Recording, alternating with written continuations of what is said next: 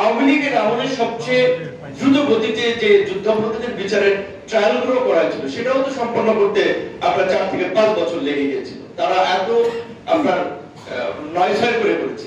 সেখানে এই বিচারের দোহাই দিয়ে কিংবা সংস্কারের দোহাই দিয়ে এই মুহূর্তে নির্বাচনের দাবিকে উপেক্ষা করার সুযোগ নেই, যেটা মান্না বলেছে তার সাথে আমরা একমত। আমরা তো অনেকদিন ধরে বলে আসছি যে ডিসেম্বরের মধ্যেই নির্বাচনটা হলে ভালো, দেখছি আমরা কি স্পষ্ট কথা বলবো। সেই জায়গা থেকে সর্বশেষ এটাই বলবো, আমরাও যে বাংলাদেশের অভ্যন্তরীণ সংকট, প্রশাসনিক বিশৃঙ্খলা যেটা আমরা ইতিমধ্যে দেখতে পাচ্ছি, সরকার চাইলেও প্রশাসন বা রাষ্ট্রযন্ত্রকে ওইভাবে একটা শৃঙ্খলার মধ্যে নিয়ে আসতে পারে না, এবং এইটার ফলে এখন স্বাধীনতা সার্বভৌমত্বের একটা সংকট তৈরি হবে যদি নির্বাচন ডিলে হয় এবং বাংলাদেশের গণতন্ত্র বাধাগ্রস্ত হয়।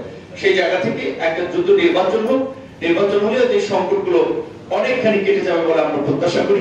আমাদের এই করিডোর নিয়ে যে রাজনৈতিক দলগুলো, নাগরিক সমাজ এবং মোটামুটি সব মহলের যে কনসার্ন, সেটার সাথে আমরা খুব বেশি আমরা লক্ষ্য করি যে আমাদের তারতম্য আছে। আমরা পরিষ্কারভাবে বলছি যে বাংলাদেশের চেয়েও মিয়ানমারের সাথে যাদের সবচেয়ে বেশি ভালো সম্পর্ক চীন, চীনকে যদি জাতিসংঘ আপনার কনভিন্স করতে পারে করিডোর দেওয়ার জন্য, সেটা সবচেয়ে ভালো হয়।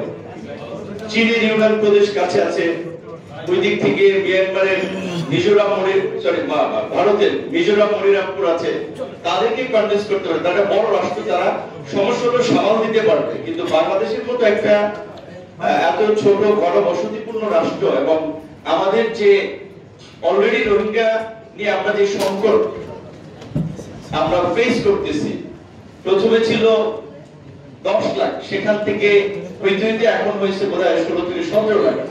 এমনকি আমরা খুব আশাবাদী হয়েছিলাম যখন সরকারের প্রেস সেক্রেটারি সরকারের মিটিং এর পরে একটা বক্তব্য দিয়েছিল যে রোহিঙ্গাদেরকে ফেরত পাঠানোর প্রক্রিয়া শুরু হচ্ছে এবং খুব অল্প সময়ের মধ্যেই কয়েক লাখ রোহিঙ্গা ফেরত যেতে পারবে।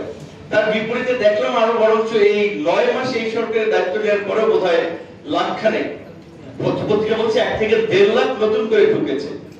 এই যে আপনারা সামাল দিতে পারেন নাই, আমরা এই মানবিক করিডোর দিয়ে সহায়তা পৌঁছাবেন, সেখানে বিশ্বব্যাপী যে করিডোরের যে এক্সপেরিয়েন্স, সেটা সিরিয়া থেকে বসনিয়া বিভিন্ন জায়গায়, সেখানে আমাদের যথেষ্ট উদ্বেগের কারণ রয়েছে এবং আমরা এটা পরিষ্কারভাবে মনে করি, যেটা রুবাদ স্যার বলেছেন যে রাজনৈতিক দলগুলোর এই আলাপ আলোচনা বা নাগরিক সমাজের এই প্রতিক্রিয়ার ফলেও অনেক সিদ্ধান্ত থেকে সেটা রাজনৈতিক সরকার সরে আসে।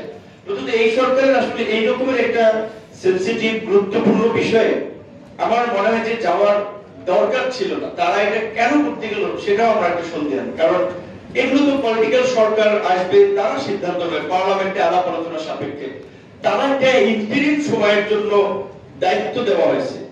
সংস্কার এবং যারা গত 1.5 দশকের ফ্যাসিবাদের সাথে ইনভলভ ছিল, জনগণের উপরে একটা নির্যাতন নিপীড়ন চালিয়েছে, তাদের একটা বিচার প্রক্রিয়ার স্ট্যান্ডার্ড তৈরি করে বিচারটা শুরু করা। দেন বাংলাদেশের যে সংস্কারের একটা পার্ট, যে গণতন্ত্র গত 16 বছর রুদ্ধ করে রাখা হয়েছিল, মানুষের ভোটাধিকার বঞ্চিত করা হয়েছিল, সেই গণতান্ত্রিক প্রক্রিয়া যাত্রা।